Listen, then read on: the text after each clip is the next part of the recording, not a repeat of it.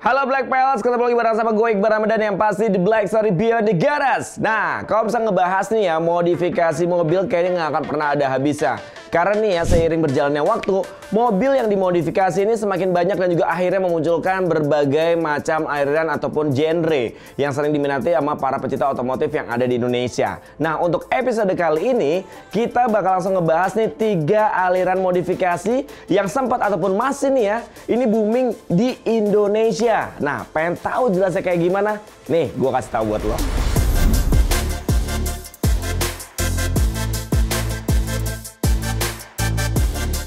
Di Indonesia ini banyak banget nih aliran-aliran modifikasi yang berkembang dan juga menjadi tren pada masanya. Dan selalu berubah-berubah loh tiap tahunnya. Nah, aliran modifikasinya juga udah luas nih Black Pals. Mulai dari yang ringan sampai yang ekstrim. Nah, semuanya tuh sebenarnya sah-sah aja. Karena itu kan merupakan bentuk kreativitas sang modifikator. Contohnya ya, kayak ganti velg bisa banget ya nggak sih? Mau ganti knalpot sampai gerang-gerung itu juga bisa banget. Apalagi nih ya kalau misalkan mau main tempel gitu boneka yang ada, apa sih boneka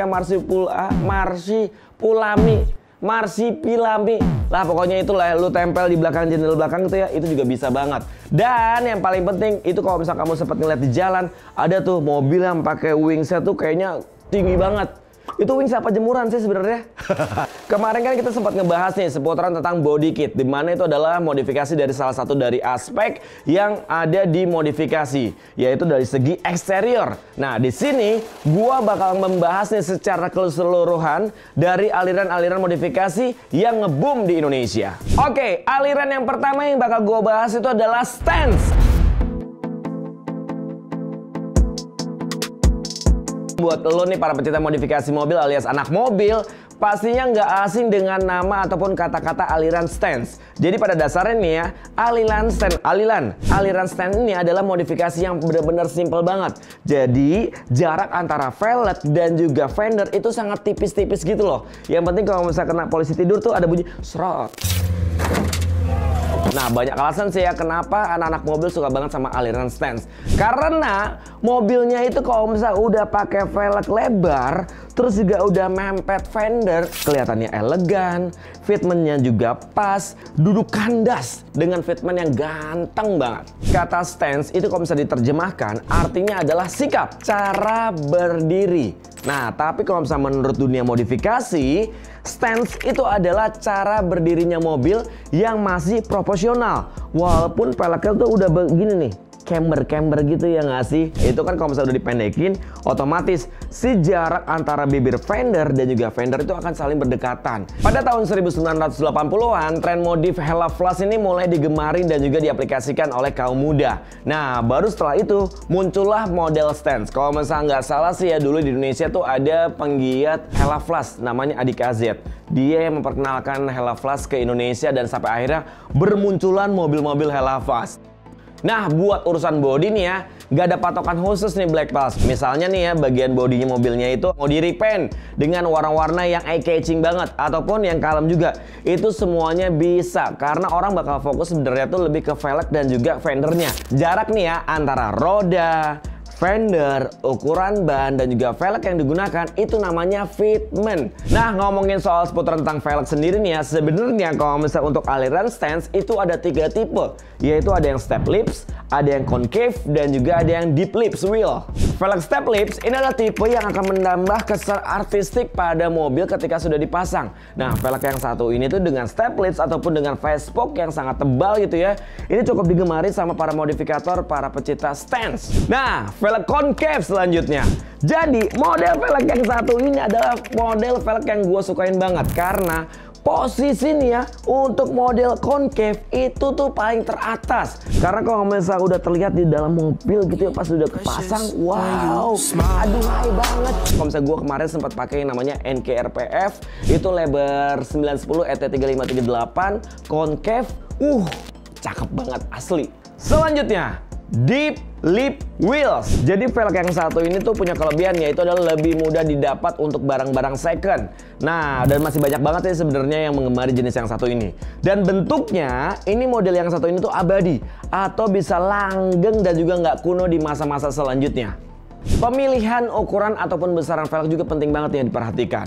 Misalnya nih ya, mulai dari ukuran lebar velg, kemudian lipsnya seperti apa, offsetnya kayak gimana, profil bannya juga harus tahu. Itu tuh harus disesuaikan semuanya dengan settingan sudut camber dan juga bodi mobil kalian. Terus juga nih ya, untuk pemilihan dari velg dengan lebar yang sangat belang ini adalah yang paling benar karena perbedaan besaran ruang fender belakang dan juga depan. Bukan ngomongin seputar tentang velg doang nih, tapi dalam bermain aliran stance ya, ini juga wajib memperhatikan yang namanya sektor undercarriage. Salah satunya itu adalah dari suspensi. Kita kan pengen banget nih kelihatan mobilnya itu tampil lebih ceper. Nah, mulai dari custom shock breaker, terus juga ada ala-ala sport kit, standar potong dikit, biar kelihatan statik ya nggak sih? Udah gitu memasang coil over juga bisa. Bahkan nih ya, kalau misalnya pengen lebih praktis pakai airsus. Jadi kalau misalnya kita tadi udah ngebahas nih seputaran tentang mobil yang serak-serok, sekarang tuh agak sedikit berbeda. Salah satu gaya modifikasi yang sering diminati di Indonesia itu adalah racing look dan juga street racing.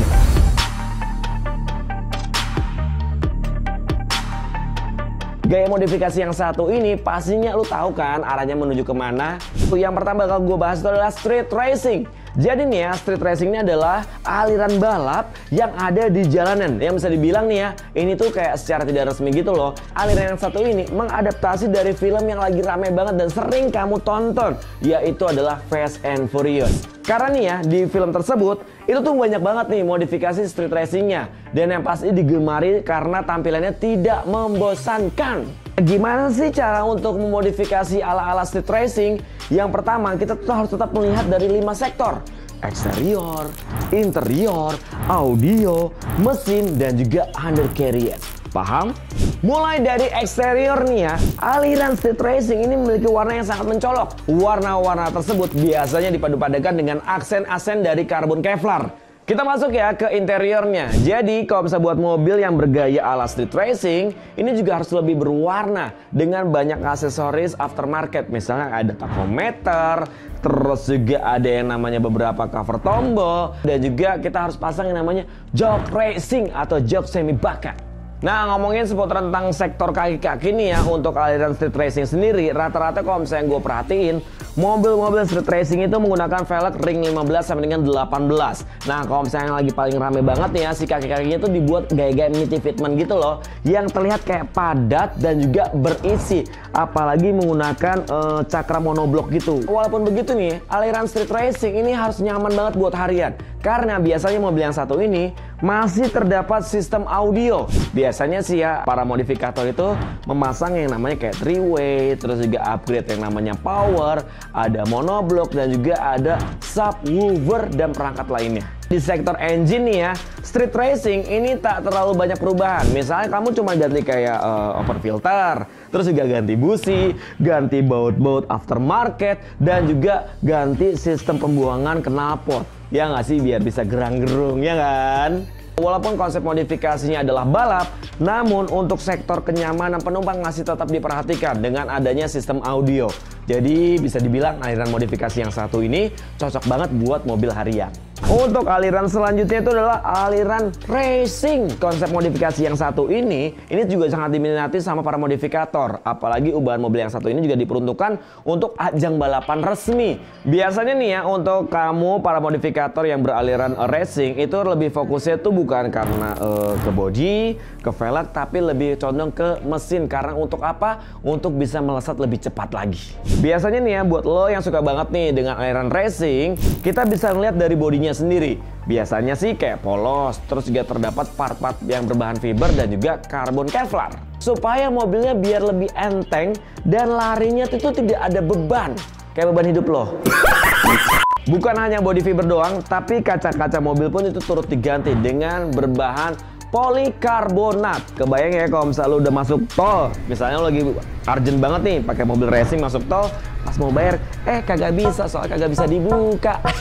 Di interiornya ini mobil beraliran racing ini biasanya cenderung dengan terlihat kayak kosong aja tuh, kayak nggak ada apa-apa alias kopong, biar mobilnya itu terlihat lebih ringan. Dan biasanya mobil beraliran racing itu hanya dinaiki oleh 1 ataupun 2 penumpang saja.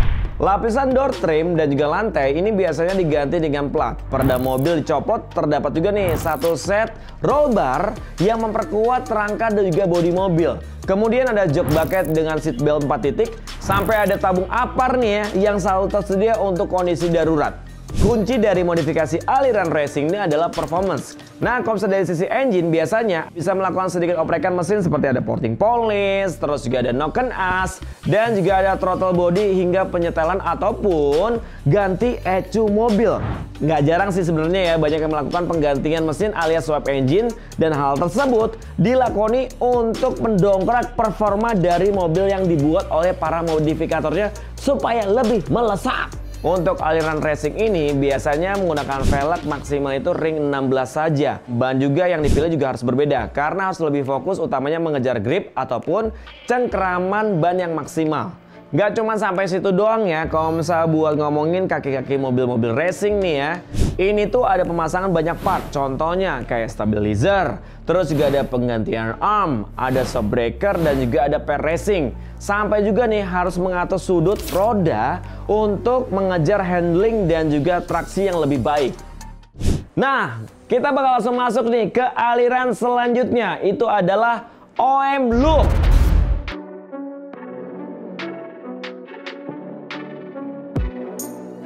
Yang terakhir ini aliran modifikasi yang bisa dibilang long lasting, unik dan juga nyentrik. Beberapa tahun ini mobil-mobil lawas ini kembali tampil nyentrik, kinclong dan juga mencuri perhatian di jalanan. Bahkan ya nggak cuma mobil berumur tua doang, banyak juga nih mobil-mobil kekinian yang justru tampil kece dengan bergaya OM Look. Kamu tahu nggak singkatan dari OM? Original Equipment Manufacturer, atau biasa disebut OM. Ini merupakan produk asli yang diproduksi oleh perusahaan dengan merek yang sama atau bisa dibilang rebranding. Gampangnya sih ya, aliran yang satu ini modifikasi itu wajib banget menggunakan part original, no KW-KW-an, asli bawaan pabrik. Jadi semisalnya nih kalau misalkan kita dapat mobil di Indonesia, kan rata-rata tuh banyak mobil tuh yang sebenarnya part-part OM-nya tuh ada yang belum terpasang. Nah, inilah dia nih para pejuang modifikator yang suka mencari part-part OM yang susah ditemukan. Kalau misalnya udah dapet part itu, wah senangnya luar biasa. Karena dari hal yang kecil sampai yang besar, kalau misalnya sudah terpasang semuanya, harga mobil pun akan lebih mahal.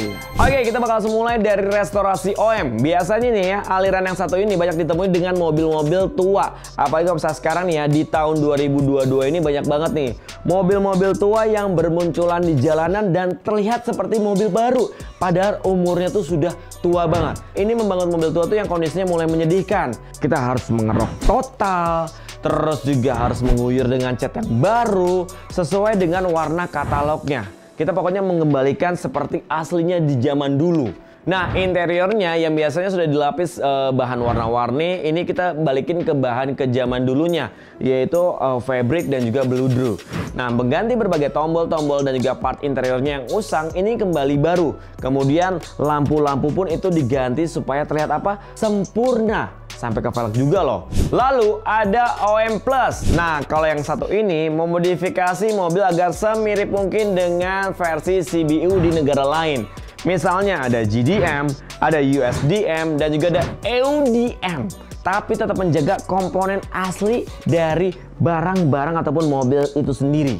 OM Look Plus ini bisa saja dan juga banyak juga diterapkan di mobil-mobil kekinian. Misalnya dengan mengganti velg racing, bawaan velg kaleng dengan dop, ataupun velg racing tipe terendah ataupun tertinggi dari mobil tersebut. Bisa juga kayak mengganti headlamp, terus juga ada stop lamp, kemudian garnish lampu, ada part-part dari tipe ataupun versi luar negerinya yang nggak masuk ke Indonesia, akhirnya kamu langsung pasang di mobil kamu. Misal saja nih ya, kamu memiliki Toyota Corolla Twin Cam. Wah, sebenarnya banyak banget sih yang harus diganti, dari bumper depan, bumper belakang, ada garnisnya, ada grillnya, ada lampu. Kemudian kalau misalnya kamu pakai kaca Chromex juga bisa. Kemudian di interiornya kamu ada beberapa part yang di dashboard juga harus diganti. Terus juga setir pun harus diganti, speedometer, kemudian joknya.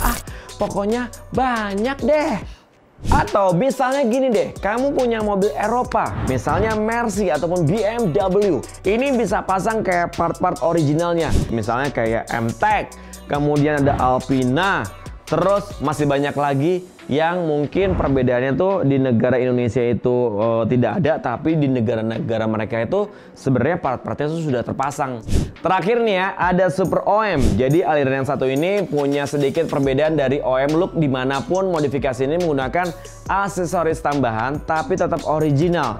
Misalnya kayak ada save marker, terus juga ada washer lamp, ada wiper, kemudian ada rack roof juga, ada talang air, cover kaca. Oh, pokoknya banyak banget deh. Atau nih ya, di sektor interior ini juga bisa memasang nih aksesoris perangkat audio yang memang dilahirkan dari mobil tersebut. Tak hanya itu doang ya, berbagai part interior juga banyak banget nih yang bisa kamu ulik. Misalnya ada jok semi bucket, terus juga ada AC digital, panel penggerak 4-wheel drive, ada speedometer lengkap ataupun yang versi non RPM, terus juga ada tombol spion, ada stop lamp kaca belakang, terus juga ada pokoknya masih banyak lagi deh. Nah, di aliran Super OM ini bisa langsung kamu aplikasikan part dari tuner mobil tersebut. Seperti ada AMG, ada Brabus, kemudian juga ada M-Tech, Alpina, dan masih banyak lagi. Nah, sekarang nih pastinya udah tahu dong beberapa aliran modifikasi mobil yang sampai sekarang itu masih booming di Indonesia. Kalau misalnya gua tanya sama lo nih ya Black Pals, kira-kira lo masuknya ke aliran mobil mana?